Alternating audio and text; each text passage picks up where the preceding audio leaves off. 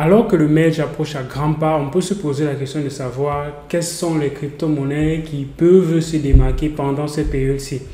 Il y a tellement de crypto-monnaies, c'est vrai, mais il faut comprendre que quand il y a un impact, quand il y a un événement majeur qui est arrivé dans un écosystème, il y a certaines crypto-monnaies qui vont subir cet impact-là directement ou bien indirectement. Donc, après ce qui est en train d'arriver avec l'Ethereum, on peut donc spéculer là-dessus et se dire quelles sont les crypto-monnaies qui vont peut-être se démarquer pendant cette période-ci. La première crypto-monnaie, c'est déjà Ethereum, parce que c'est la crypto-monnaie qui est dans le feu de l'action. Si ça se passe bien, clairement, les gens peuvent être plus confiants et ils vont peut-être encore beaucoup plus trader de l'Ethereum. Et pas que, il faudrait déjà comprendre qu'il y a plein de personnes qui ont bloqué leur Ethereum depuis près de 1 an et demi, 2 ans dans la Bitcoin Chain et qui attendent justement que ce soit libéré. Donc, on peut avoir une pression en vente de ces personnes qui vont retirer leur Ethereum et vendre. Certaines personnes peuvent dire, ok, l'Ethereum va, comme ça s'est bien passé, il y a encore beaucoup de projets qui vont plutôt venir pour bénéficier de la sécurité et la décentralisation d'Ethereum et ça pourra encore comme ça augmenter les frais vu que ça sera déflationniste et ça pourrait prendre en valeur. Donc on peut clairement spéculer là-dessus et c'est pour ça que je mets donc Ethereum dans ton radar comme monnaie à surveiller pendant cette période-ci. Deuxième monnaie qui est directement liée aussi à ça, c'est Ethereum Po. Ethereum Po, vous connaissez très bien d'après la vidéo précédente que j'ai faite. Sont des personnes qui ne sont pas d'accord avec cette migration vers la preuve d'enjeu et ils se disent, ok, nous, on va continuer à travailler sur la preuve de travail.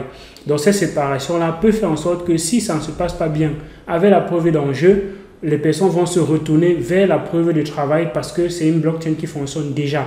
Et comme les crypto-monnaies seront divisées, en fait, auront des copies, clairement, certaines personnes pourraient encore réadopter la blockchain en preuve d'enjeu si jamais, en preuve de travail, si jamais la preuve d'enjeu ne se passe pas bien. Et ça fait donc qu'on est peut-être en train de racheter les Ethereum à 30 $. Si jamais le merge se passe bien et qu'on remigre vers plutôt la blockchain en preuve de travail, potentiellement, certaines personnes seraient en train d'acheter les Ethereum à 30 $ alors que c'est à 1700 $ actuellement. Donc, voilà comment les gens sont en train de spéculer sur ce token-là et c'est clairement en train de prendre de la valeur depuis un certain temps.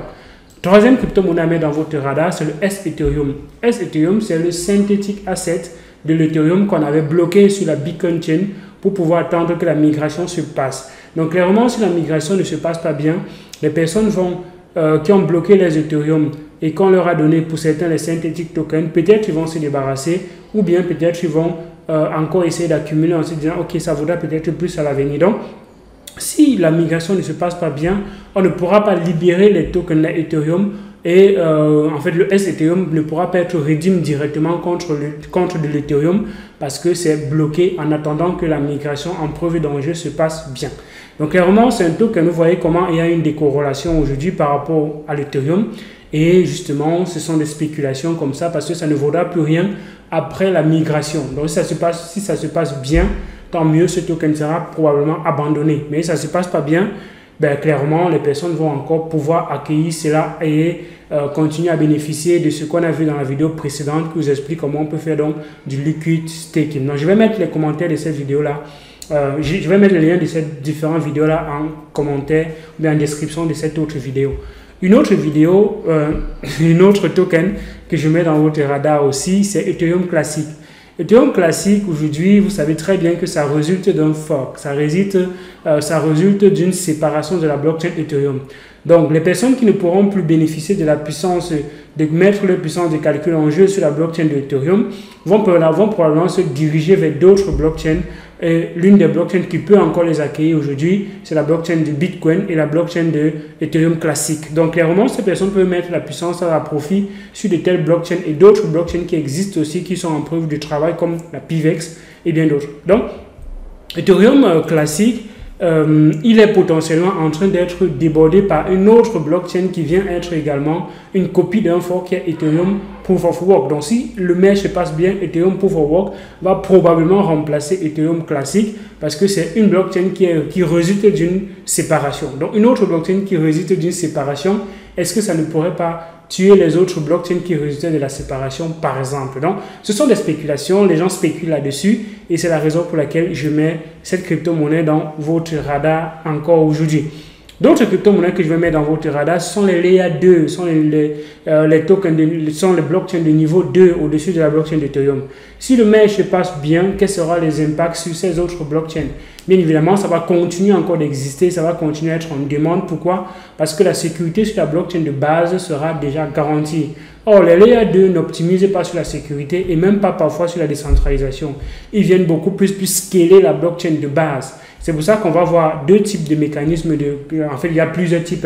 Il y a Plasma, il y a Optimism Rollup, il y a Zik et Rollup dans le Zero Knowledge Rollup et bien d'autres là. Le mécanisme permet de centraliser les données sur la blockchain de base. Et du coup, il peut avoir une potentielle demande si le merge se passe bien. Si tout se passe bien, probablement les projets qui sont au-dessus vont pouvoir être vont pouvoir être plus confiants parce que la couche de base est encore sécurisée. Mais si la couche de base n'est plus sécurisée, on pourrait se tourner vers d'autres blockchains qu'on va voir par la suite. Donc, clairement, il faudrait regarder comment ces tokens-ci se comportent pendant ces périodes. C'est Layer 2 ici. Comment est-ce qu'ils vont se comporter? Optimism, Arbitrum, Loprime, Immutable X, Booba, et ainsi de suite. Ça sont les Layer 2 sur la blockchain de Ethereum. D'autres crypto-monnaies que je vais mettre dans votre radar et qu'il faudrait aussi beaucoup regarder pendant ces périodes ici parce qu'il faudrait comprendre que ce qui drive la liste des crypto-monnaies que je vais mettre ici, c'est le merge. Et donc, si ça ne se passe pas bien, on peut se retourner vers d'autres blockchains. Et l'une des blockchains qui peut clairement les accueillir, c'est la blockchain de BNB, la Binance Smart Chain. La Binance Smart Chain, c'est une des grosses chaînes concurrentes à Ethereum qui apporte aussi beaucoup de rapidité. Bien évidemment, ce n'est pas décentralisé, c'est sécurisé bien évidemment. C'est sécurisé, ce n'est pas décentralisé, mais c'est scalable aussi parce qu'il y a des vitesses de transaction assez intéressantes. Donc, une autre blockchain qui va dans ce même créneau et qui a prévu lancer sa migration de Vasil pour optimiser les vitesses de transaction sur sa blockchain, c'est comme ça Cardano. Donc Cardano va se lancer le 22 septembre, juste après le merge. Comme pour dire, peut-être que si le merge ne se passe pas bien, venez chez nous, mais il faudrait également comprendre qu'il y a un risque parce que le lancement du Vasil peut aussi mal se passer. Donc, si ça se passe mal là-bas, les personnes vont se tourner où? Il y a d'autres blockchains qui peuvent les accueillir. Il y a Solana, il y a Polkadot, il y a Avalanche, il y a Tron, il y a Polygon, il y a Arbitrum dont on a déjà parlé dans les Layer 2, bien évidemment. Donc, voilà quelques blockchains qui peuvent accueillir ces autres projets et qui sont clairement en train de se démarquer. Si on regarde aussi dans le marché, vous allez voir que ces blockchains-là sont en train de prendre de la valeur. Regardons par exemple Solana, 16% en 7 derniers 7 jours. Polygon, 4%. Avalanche, 8%, ainsi de suite. Donc, vous comprenez que probablement, les gens sont en train de spéculer, les gens sont en train de remettre, de créer les adresses là-bas, attendre peut-être il y a des dernières annonces ou bien je ne sais pas trop quoi, pour migrer les liquidités là-bas, bien que c'est déjà en train de migrer progressivement. Donc, voilà quelques crypto-monnaies que je voulais mettre dans ton radar aujourd'hui, maintenant. Et tu me dis ce que tu penses donc en commentaire de cette vidéo.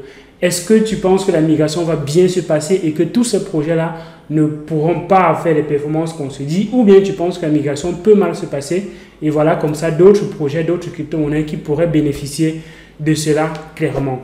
Like la vidéo, abonne-toi à la chaîne, partage la vidéo pour permettre à d'autres personnes de comprendre comment est-ce qu'on spécule par rapport aux informations, qu'on soit investisseur ou bien trader, il y a des opportunités clairement en cette période-ci.